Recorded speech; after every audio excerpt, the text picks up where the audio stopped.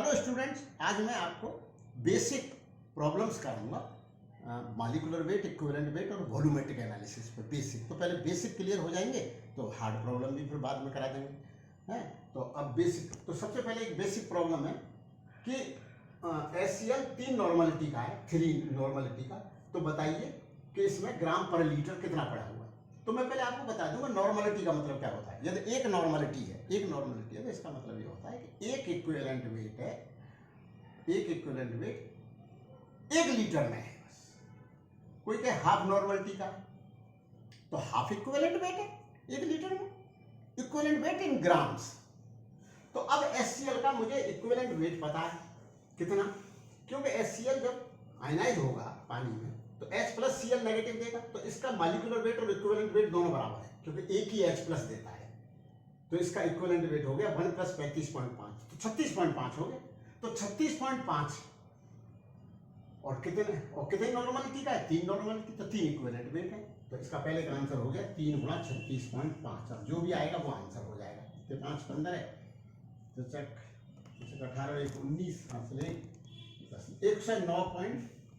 109.5 ग्राम पर लीटर है। अब सेकंड में पूछा गया कि हाफ नॉर्मलिटी का H2SO4 सॉल्यूशन है। तो बताइए इसमें कितना H2SO4 है 1 लीटर में। तो हाफ नॉर्मलिटी का मतलब है आधा इक्विवेलेंट वेट है 1 लीटर में। अब मानो इसमें ये भी कहता, ये पूछ लेता 2 लीटर में, तो हमें जब 1 लीटर का पता होता तो 2 लीटर का कैलकुलेट कर लेते। तो पहले 1 लीटर का कैलकुलेट कर ले। 1 लीटर में आधा इक्विवेलेंट वेट है।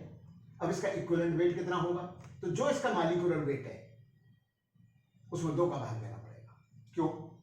क्योंकि जितने H प्लस होते हैं ना गिनती में, जितने इलेक्ट्रॉन का आदान प्रदान होता है, तो इसमें एक मॉलिक्यूल 2 इलेक्ट्रॉन का आदान प्रदान हो रहा है। क्यों? H2SO4 जब आयनाइज्ड होगा तो 2H प्लस SO4 2 नेगेटिव बनेगा, तो ये 2 इलेक्ट्रॉन दे देगा SO4।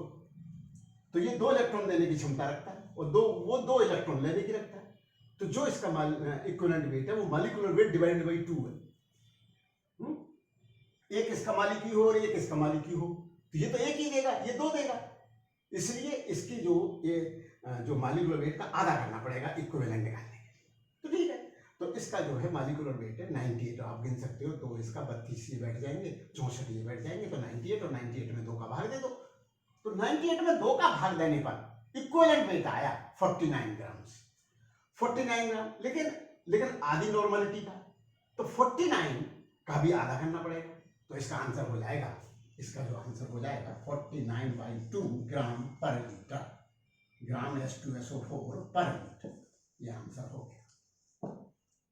दूसरा इसमें ये प्रॉब्लम है कि how many millilitres of 1 molarity का H2SO4 है।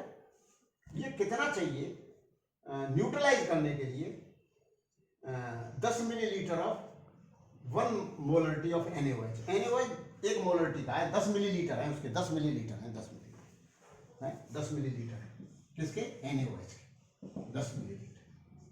लेकिन कितनी मिठास का है, 1 मोलरिटी का NaOH, और ये 10 मिलीलीटर। अब इसमें कितना वो H2SO4 कितने मिलीलीटर डाला जाए कि दोनों न्यूट्रलाइज हो जाए। एक एसिड है, बेसिक है, this is acid and this is basic NaOH, तो न्यूट्रलाइज करने के लिए। लेकिन ये मोलरिटी इसकी भी एक है, इसकी भी एक है, H2SO4 है। लेकिन यहां पर हमेशा जो न्यूट्रलाइज करने के लिए हमेशा जो इक्विवेलेंट करा जाता है वो जो है मोल्स बराबर होना जरूरी नहीं होता, बराबर होना होता है इक्विवेलेंस वेट्स कितने। तो 1 मोलरिटी का है तो एक्चुअली में ये 2 नॉर्मलिटी का है, क्योंकि इसके 1 मोल में 1 मोल जब टूटेगा तो फिर H2 2H प्लस में होगा, तो इसकी नॉर्मलिटी 2 हो गई। ये 2 नॉर्मलिटी, इसकी जो मोलरिटी है वही इसकी नॉर्मलिटी है, क्योंकि Na plus plus OH negative, तो यही इसकी 1 नॉर्मल। तो ये इसकी जो नॉर्मलिटी है वो 1 है और उसकी नॉर्मलिटी जो है वो 2 है। तो 2 नॉर्मलिटी वाला 5 मिलीलीटर सफिशिएंट है, क्योंकि नॉर्मलिटी गुणा वॉल्यूम, तो 1 गुणा वॉल्यूम 10 बराबर वो 2 नॉर्मलिटी गुणा वॉल्यूम, तो वॉल्यूम 5 मिलीलीटर आ गया। इसका 5 मिलीलीटर डाल दो तो ये इसको न्यूट्रलाइज कर देगा, क्योंकि 5 मिलीलीटर में में उतने वो हो जाएंगे 2H प्लस और SO4 नेगेटिव, तो उसको न्यूट्रलाइज कर देंगे, क्योंकि वो इससे बनता क्या है, क्या बनता है, साल्ट एंड वाटर। बस ये 2H प्लस आके वो ऐसे मिलकर H2O बना देंगे, Na उससे जाकर मिल करके Na2SO4 बना देगा, मतलब 2NaOH लिखा जाएगा। ये हो गया। हाँ, ये प्रॉब्लम है कि एक्चुअल में HCl दो तरह की मोलरिटी का है। कुछ एक सैंपल है जिसमें 2m मोलरिटी का है और दूसरे सैंपल है HCl में 6 मोलरिटी का है। तो हमें इतने 500 मिलीलीटर का एक सॉल्यूशन बनाना है जिसकी मोलरिटी 3m आ जाए। तो उस 500 मिलीलीटर में ये कितना हो 2m मोलरिटी का, और ये फिर बाद बाकी ये कितना हो। मतलब अब मान लीजिए ये 200 हो तो वो 300 होगा, मानो ये 100 हो तो वो 400 होगा। मैं कह नहीं रहा कि ये 100 है या 400 है या 200 है 300, लेकिन कितना कितना इस 500 मिलीलीटर में से कितना वॉल्यूम इस मोलरिटी का लें और रिमेनिंग इस मोलरिटी का लें, जिससे कि नेट मोलरिटी 3m बैठे। तो इसमें क्या है, मतलब आप इसका x मान लो, x 2m मोलरिटी का, तो 500 माइनस x कितने मोलरिटी का, 6m का। तो अब आप देखो इसमें मिली मोल कितने होंगे, क्योंकि ये x मिलीलीटर है, तो मिलीलीटर में जब मोलरिटी का गुणा हो जाता है तो मिली मोल्स बन जाते होंगे नहीं, क्योंकि ये मिलीलीटर है। अगर ये लीटर होता, मैं कहता हूं ये लीटर है, मानो 3 लीटर है, तो हर लीटर में 2 मोल पड़े हुए हैं, तो 3 लीटर में कितने मोल होंगे, 6। तो इन दोनों का गुणा करने से मोल्स आ जाएंगे, और अगर ये मिलीलीटर में तो मिली मोल्स आ जाएंगे। तो मिली मोल्स कुल कितने हो गए, 2 into x 2 molarity plus 6 into 500 minus x, ये कुल मिली मोल्स हैं, divided by millimoles divided by millilitre, तो मोल्स पर लीटर आ जाएंगे, मिली से मिली कट जाएगा, तो 500 मिली लीटर। ये क्या है, मिली मोल्स, तो मिली कैंसिल हो गया, तो ये आ गया मोल पर लीटर, और मोल पर लीटर दे रखा है 3 मोल पर लीटर, 3 के बराबर कर दो, x आ जाएगा।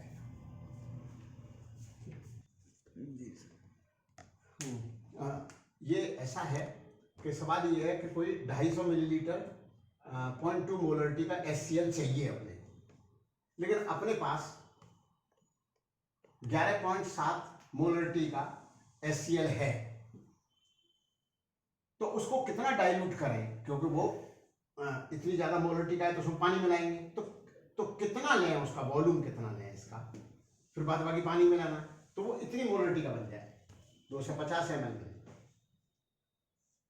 तो क्या करें, इसमें कितने मोल्स हैं ये देख लें, और जो फिर बाद बाकी तो पानी मिलाएंगे, तो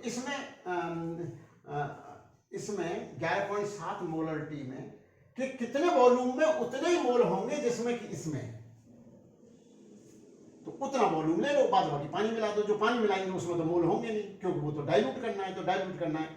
अब जैसे कोई मीठा दूध है, अब वो कहे यार ये तो मिठास डबल है, तो वही मिठास लाने के लिए क्या काम करें, तो भैया डबल दूध कर दो, मतलब एक गिलास में 1 चम्मच नॉर्मल मिठास कहलाता है, और 1 गिलास में 2 चम्मच डाल दें। अब हमें चाहिए कि यार वही मिठास हो, तो क्या काम करें, 1 गिलास की जगह 2 गिलास दूध कर दो, एक गिलास फीका दूध डाल दो, तो फिर पर गिलास जो है 1 चम्मच पर गिलास हो जाएगी। तो ऐसे यहाँ पर है, तो यहाँ पर मोल्स कितने हैं इसमें, वही मोल बस इसमें हो, बाद बाकी तो पानी है।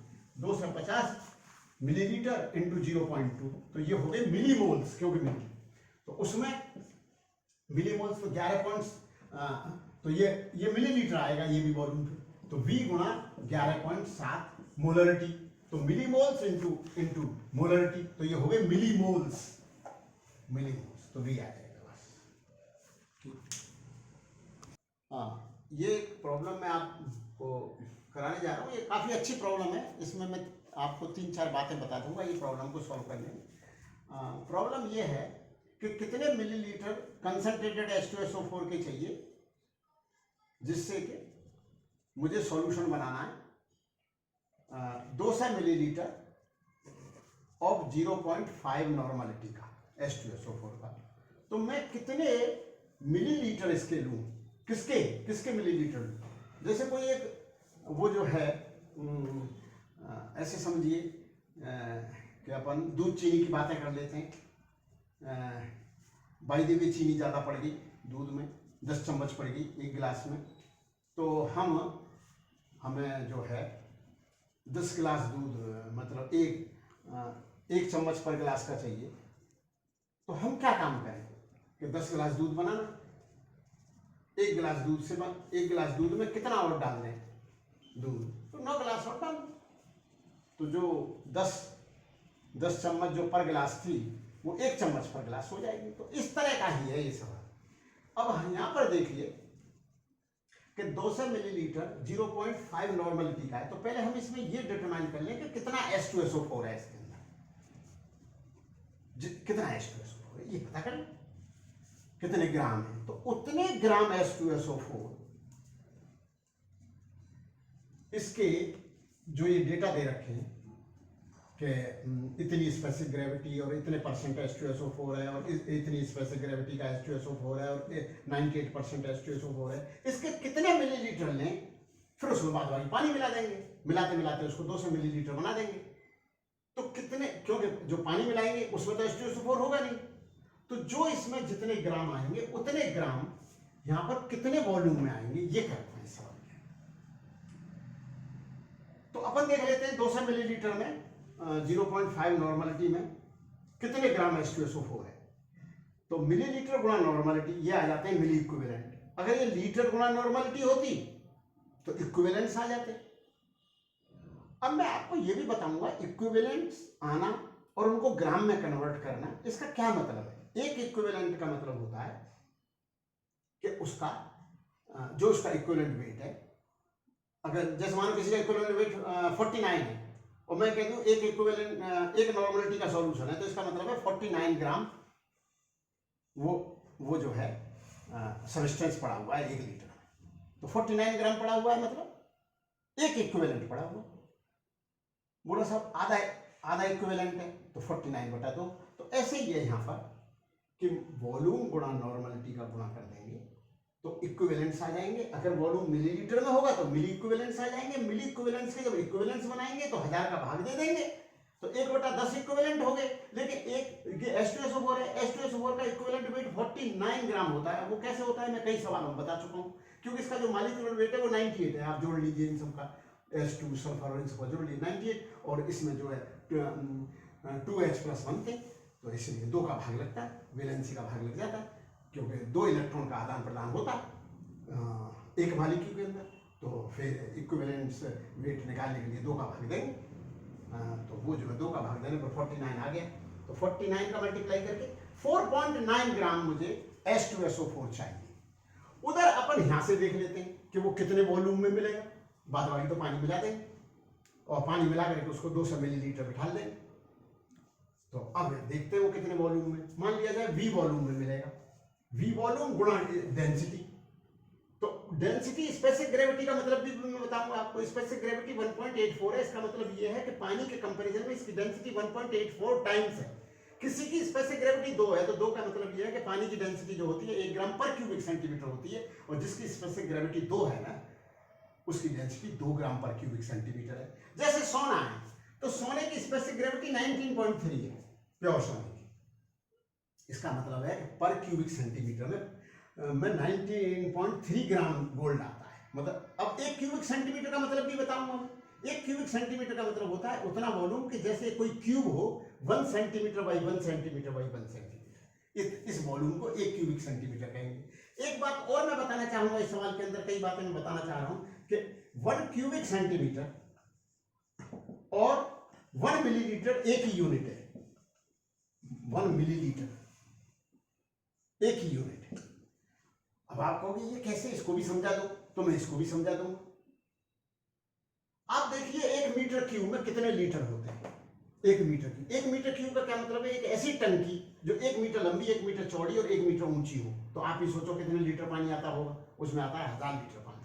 तो 1 मीटर क्यूब 1000 लीटर होता है। ठीक है, अब 1 मीटर क्यूब में सेंटीमीटर क्यूब कितने होते हैं, तो 1 मीटर में सेंटीमीटर 100, तो 100 का क्यूब तो 10 की पावर 6 क्यूबिक सेंटीमीटर होती है। तो अब हमें ये पता लग गया कि 1000 लीटर 10 की पावर 6 क्यूबिक सेंटीमीटर है, तो 1 लीटर बराबर 1000 क्यूबिक सेंटीमीटर है, 1 लीटर बराबर। और 1 लीटर में मिलीलीटर कितने होंगे? जब मिली पे पहुंचे हो तो 1000 का गुणा करोगे। जैसे ग्राम से मिलीग्राम पे पहुंचे, 1000 मिलीग्राम 1 ग्राम में, तो 1 लीटर में 1000 मिलीलीटर, तो 1 लीटर ही 1000 क्यूबिक सेंटीमीटर है, और 1 लीटर ही 1000 मिलीलीटर है। तो आपको पता होना चाहिए कि 1 सीसी या 1 क्यूबिक सेंटीमीटर बराबर 1 मिलीलीटर होगा। जैसे आपने सुना होगा, डॉक्टर्स कभी कहते हैं कि यार आप जो है 5 सीसी 3 बार ये मेडिसिन लेनी है, तो 5 सीसी जो बोलते हैं वो क्यूबिक सेंटीमीटर बोलते हैं। फिर मिलीलीटर भी बोल सकते हैं। 5 ml 3 बार लेनी है आपको इसमें से दवाई, और फिर आपको भी मिलीलीटर कैसे नापोगे, तो उसके लिए ढक्कन मौजूद है। ये ढक्कन 5 मिलीलीटर ही आएगा इसमें, और ये दवाई आप 3 बार ले लेना, आपकी खांसी ठीक हो जाएगी। है तो मिलीलीटर और क्यूबिक सेंटीमीटर सेम यूनिट है, ठीक है भैया। अब ये जो पानी, तो इसकी डेंसिटी है 1.84, उसकी जो कंसंट्रेटेड H2SO4 है, तो डेंसिटी का मल्टीप्लाई कर दिया गया, तो ग्राम पर क्यूबिक सेंटीमीटर या पर मिलीलीटर, क्योंकि cubic centimetre millilitre into millilitre, तो ये ग्राम हो गए। लेकिन उसमें 98% ही है H2SO4, तो ठीक है 0.98, ये हो गया मास ऑफ उसका मास जो H2SO4 है V वॉल्यूम में। लेकिन मुझे मास तो इतना चाहिए था 4.9 ग्राम, और ये भी ग्राम में आएगा, क्योंकि ये मैंने क्यूबिक सेंटीमीटर ले रखा है, डेंसिटी ग्राम पर क्यूबिक सेंटीमीटर ले रखी है, क्योंकि स्पेशल ग्रेविटी क्या होती है कि पानी के कंपैरिजन में कितने टाइम से वो है, तो पानी की डेंसिटी सबको पता होती है 1 ग्राम पर क्यूबिक सेंटीमीटर। तो ये 4.9, इससे V का मान आ जाएगा, V का मान आ जाता है 2.71 मिलीलीटर। ठीक है, कई बातें बता, ठीक है 15।